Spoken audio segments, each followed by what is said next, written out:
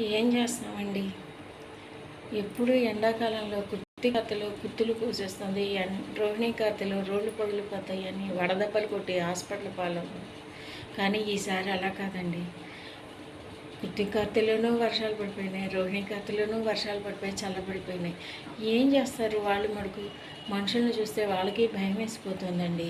ఏ ఋతుపవనాల గురించి అయితే చెప్పక్కర్లేదండి.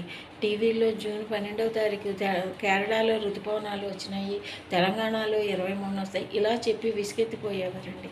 కానీ ఏం చేస్తారు? వాటికి కూడా పాపం మనుషులు అంటే భయం వేసిపోయింది. ఏ క్షణాన్ని ఏం చేస్తారోనని భయం వేసిపోయి అసలు ఋతుపవనాలు అయితే ఆగట్లేదండి, పరిగెత్తుకుంటూ వచ్చేస్తున్నాయండి. పాపం ఏం చేస్తాయి అవి మటుకును?